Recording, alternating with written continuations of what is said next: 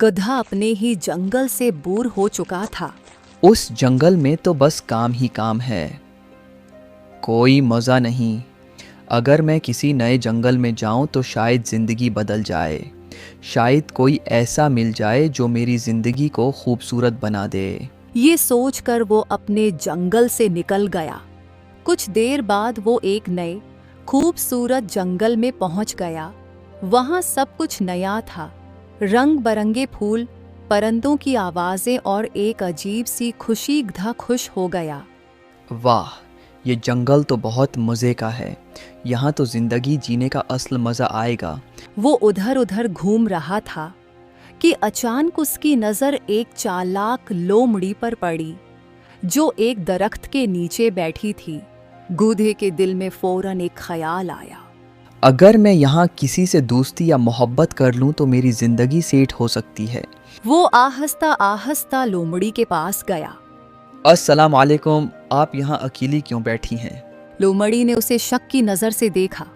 तुम कौन हो और यहाँ क्यों आए हो? गधा मुस्कुरा कर बोला, मैं एक मुसाफिर हूँ, पिछले जंगल से आया हूँ और सच कहूँ तो मैं यहाँ एक खूबसूरत ज़िंदगी और शायद एक अच्छा साथी तलाश कर रहा हूँ।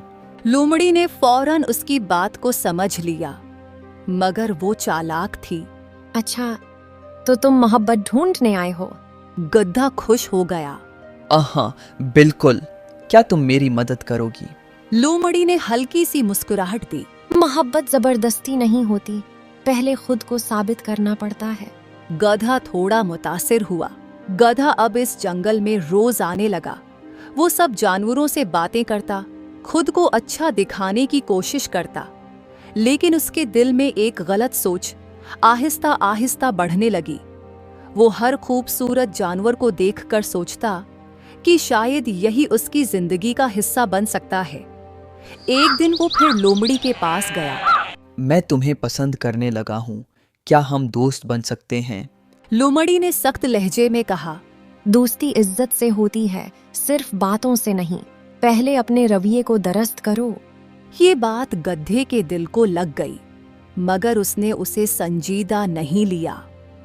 वो खामोशी से वहां से चला गया। सी दिन जंगल के दूसरे हिस्से में उसे एक मासूम बकरी नजर आई। वो बहुत सीधी और नरम दिल थी। ये तो बहुत सादा है, शायद वो इससे बात बन जाए। वो बकरी के पास गया। हेलो, तुम बहुत अच्छी लग रही हो, क्या हम दोस्त बन सकते हैं? बकरी थोड़ी घबरा गई।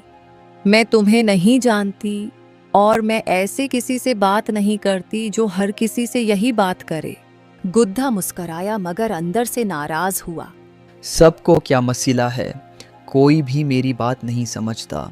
इधर लोमड़ी ने दौर से ये सब देख लिया। उसे गधे के इरादे ठीक नहीं लगे। ये गधा सिर्फ बातों का खेल खेल रहा है, उसकी नीयत साफ नहीं लगती। गधा अब बकरी के पीछे पीछे आना शुरू हो गया, मगर बिकरी हर बार उसे टाल देती। गधा अब रोज बिकरी के आसपास घूमने लगा था। वो खुद को बड़ा समझदार और मोहब्बत करने वाला जाहिर करने की कोशिश करता, मगर उसकी नीयत अभी भी साफ नहीं थी। तुम बहुत अच्छी हो, मैं तुम्हारे साथ वक्त गुजारना चाहता हूँ, क्या तुम मुझसे दोस्ती करोगी? बिकरी पीछे हट गई। मैं तुम्हें नहीं जानती और मुझे तुम्हारी बातों में सच्चाई महसूस नहीं होती। गधा हल्का सा हंसा। अरे तुम समझ नहीं रही हो, मैं तुम्हें पसंद करता हूँ। पसंद करना और इज्जत करना दो अलग बातें हैं। तुम सिर्फ बातें करते हो। ये सुनकर गधा खामोश हो गया, मगर उसके दिल में गुस्सा बढ़ने लगा। उधर दूर एक दरख्त के पीछे लोमड़ी ये सब देख रही थी। वो पहले ही गधे पर शक कर रही थी, अब उसे यकीन हो गया कि कुछ ठीक नहीं है। ये गधा बकरी को बार बार तंग कर रहा है, मुझे उसकी हकीकत सबको दिखानी होगी। उसी वक्त बकरी घर वापस पहुंची। उसकी माँ एक ताकतूर और गुस्से वाली रेछनी थी। वो अपनी बेटी से बहुत मोहब्बत करती थी। बेटा, तुम परेशान क्यों लग रही हो? बकरी ने डरते डरते सब कुछ बता दिया। आबा, एक गधा है। वो मुझे बार बार बात करने पर मजबूर करता है। मुझे अच्छा नहीं लगता। रेछनी का चेहरा गुस्से से सर्क हो गया।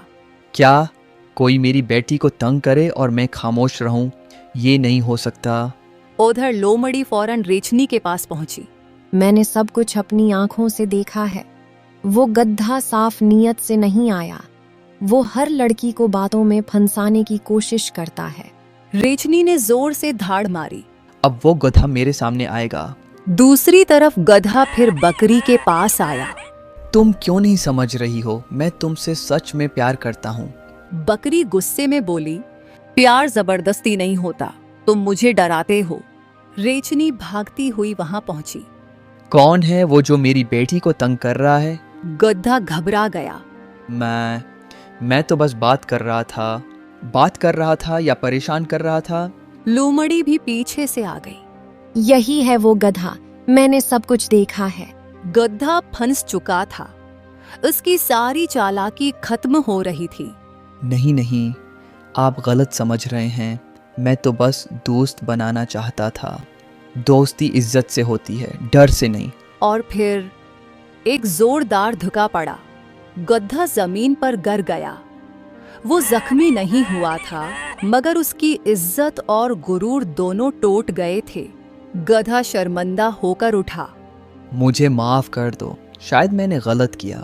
लोमड़ी ने सख्त मगर सच बात कही। गलती हर कोई करता है, मगर बार बार वही गलती करना तुम्हारा असल मसला है। रेछनी ने बकरी को अपने पास लिया। अब तो महफूज हो, कोई तुम्हें तंग नहीं करेगा। बकरी की आंखों में आंसू थे, मगर वो सुकून में थी। गधा अकेला एक दरख्त के नीचे बैठा था। उसके जिस्म पर चोट नहीं थी, मगर उसका दिल अंदर से टूट चुका था। वो बार बार वही लम्हे सोच रहा था। मैंने सबको गलत समझा। मैं मोहब्बत को खेल समझता रहा और आज मैं सबके सामने शर्मिंदा हूँ। उसकी आंखों में पहली बार आंसू आ गए। अगले दिन सुबह गधा दोबारा उसी जंगल में गया, मगर इस बार उसका अंदाज बदल चुका था। वो न किसी को तंग कर रहा था, ना ही कोई गलत बात। वो सीधा लोमड़ी के पास गया। मैं जानता हूं तुम मुझसे नाराज हो और तुम्हारा गुस्सा ठीक है। मैंने गलत किया। लोमड़ी ने उसे गौर से देखा। गलती मान लेना आसान है, मगर बदलना मुश्किल। क्या तुम वाकई बदलना चाहते हो? गधा आहिस्ता से बोला। हाँ, मैं अब किसी को दुख या तकलीफ नहीं देना चाहता। मैं सिर्फ एक अच्छा जानवर बनना चाहता हूँ। फिर वो बकरी के पास गया। बकरी अपनी माँ के साथ खड़ी थी। मुझे माफ कर दो, मैंने तुम्हें डराया, परेशान किया। मैं गलत था। बकरी कुछ देर खामोश रही, फिर नरमी से बोली, अगर तुम वाकई बदल गए हो तो मैं तुम्हें माफ करती हूँ, मगर याद रखना, इज्जत हमेशा सबसे पहले आती है। मैं तुम्हें एक मौके देती हूँ, मगर अगर दोबारा किसी को तंग किया तो अंजाम अच्छा नहीं होगा। मैं वादा करता हूँ, अब मैं सबकी इज्जत करूँगा। लोमड़ी आगे आई। जंगल में सबको दूसरा मौके मिलता है, मगर सिर्फ उनको जो सच में बदलना चाहें। दिन गुजरते गए। गधा आहिस्ता आहिस्ता बदलने लगा। वो अब किसी के पीछे नहीं भागता था, न जबरदस्ती दोस्ती करता, न गलत बातें। अब वो जंगल में दूसरों की मदद करने लगा। कभी किसी का सामान उठा देता, कभी रास्ता दिखा देता। कहानी खत्म होती है एक खूबसूरत सबक के साथ। जो दूसरों की इज्जत करता है, वही असली में कामयाब होता है।